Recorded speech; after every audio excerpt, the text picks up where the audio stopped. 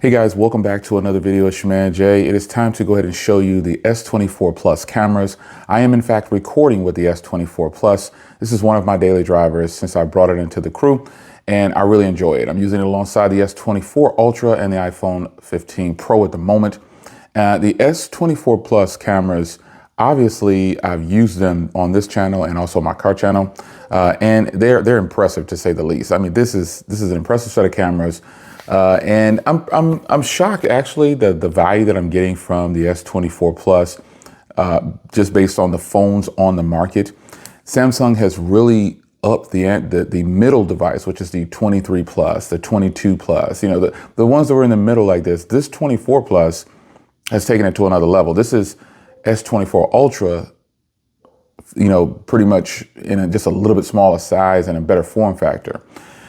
So the cameras is what we're going to focus on in this video. So I decided to snap a few shots while I was out and about, moving about, and it's very impressive. Let's start with video. The video coming from the S24 Plus is going to look the same as the S24 Ultra in many respects.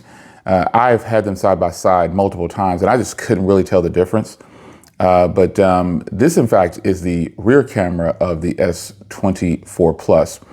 Now, I personally think after using the S24 Plus front and rear cameras, photos on the S24 Plus cameras look a heck of a lot better to me than the rear. But we'll get into that in a second. But video, this is the video that you could possibly expect. If you're in a setting like this where you've got two windows behind you, cracked just a little bit, and then one window partially cracked, this is what you get in a basically a well-lit area to record a vlog. If you're outside or in more well-lit, even sunlight, it's going to look even better. I suggest you turn on 30 frames per second for the most stable footage you could possibly get when you're recording with these cameras. 60 frames per second is very stable, but you know, 30 frames per second I found to be just really good, whether it's 4K 30 or 1080p 30 or 720 30, whatever you want to record in. Obviously 30 frames per second is the way to go. You get the most stable footage, but 60 frames per second, you can definitely use that to make slower footage if you want to, or just if you got a lot of fast moving objects. 60 frames per second might be the way you want to go, but I typically use 4K 30 when I'm moving about, but if I'm just sitting still, it's 4K 60. You know, I don't know why I do that, but I do. But the footage that you see here from this device is actually pretty good. So I took a lot of photos. I took some night photos and I compared it next to the iPhone 15 Pro. And I was just like, wow, this is better. It's doing a better job than the iPhone 15 Pro with these night footage. And I was kind of shocked actually, because typically I like the iPhone for video, and I'm starting to like the iPhone more for photos. But in reality, there are a lot of phones out there that take much better footage than the iPhone, and much better footage than just Samsung. There are phones out there that take better footage than Samsung phones. So I think when it comes to the photos, like I said before, I typically wouldn't think I would like the front camera more on devices, but this particular device, the front camera is absolutely ridiculous. It's so much better than the rear. I started to just ignore the footage. I stopped taking photos from the rear and just did photos when I had the opportunity to take a photo from the front with someone else or something like that. I see a lot of people using the rear and I was using the front, and they were just like, whoa, that is super clear. And that is a beautiful photo. I'm like, yeah, it is. So I took several photos with the rear camera and they all come out great. It's just that I think when you're recording a subject of a person, the front camera does a heck of a lot better. That's just my opinion on that. But overall, both sets of cameras are really, really strong. I mean, the front and the rear, it's just a really good set of cameras. Even with the digital zoom on the S24 Plus, it may not have the telephoto lens of the Ultra, but it still has some great quality and content when you crop in for the zoom on a photo. And I just think it's going to be a very impressive set of cameras for someone based on today's society. I think you're going to really enjoy what you get from this device. Now, a lot of you guys are already using the S24 Plus, so you already know and have an opinion about how you feel the front and the rear cameras do.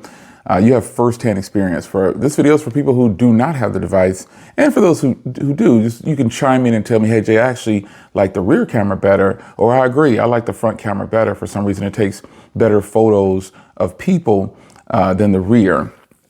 So if you don't have the S24 Plus yet and you're still holding on to your S23 Plus, I say keep your phone. Don't upgrade just because you feel the need to, move to the next side where you feel like you're just going to get a much better experience.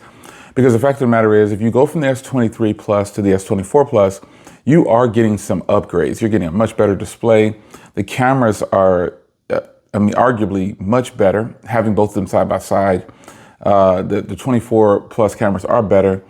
But and the hardware on the 24 Plus is better to me than the S23 Plus. But still, if your phone is working and you want to save money, don't upgrade yet. Just wait and hold out. You're going to get a better experience. You're going to get better hardware, but is it really worth whatever you have to spend to get it? So if you're getting a really good trade-in deal, and you're paying $50 or $100 to swap, if you can afford to do that, definitely do it.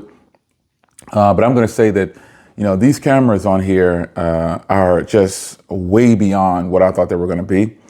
And this is just such, and I compare them sometimes to the S24 Ultra, this phone as a whole next to the S24 Ultra, because I'm just blown away at how I can get the same experience in just a little bit smaller form factor and a much better feeling package, but still get a very large display and cameras that match the Ultra, and you're paying a lot less depending on what you've gotten. So I gotta say, the phone's cameras are impressive.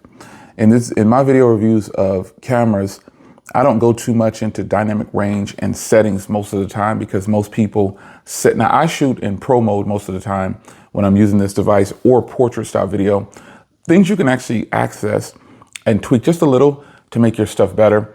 But obviously I'm using an external mic for this portion of the video, for this vlog, because I want you to have the best audio experience. Now, I very well could just use the phone itself and it's gonna sound great.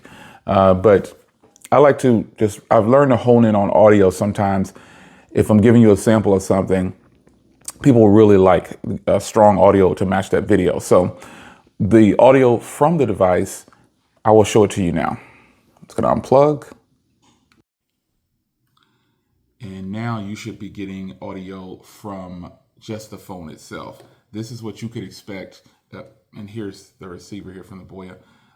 This is what you could expect if you decide to not use an external microphone and use just the footage and audio from the S24 Plus. I guess I owe it to it to show it to you, because I know that this footage is going to sound really good. You probably even got a higher pitch or a more crisp sound from the device when I unplugged the external microphone.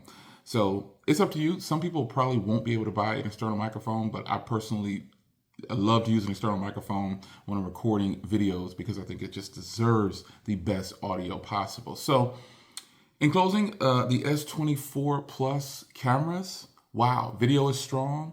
Audio, you tell me what you think. Pictures are phenomenal, especially front-facing pictures. I encourage and employ everybody to start doing portrait shots, because portrait shots are just, to me, one of the best ways to go when you decide to take a photo. It really brings you forward and just makes it about you. Blurring out the background a little bit, bringing you in the main subject. This phone's front cameras will give you some of the best portrait shots you've ever had on a cell phone. It's your man Jay. Hope you guys enjoyed, and I'll see you in the next one. Take care.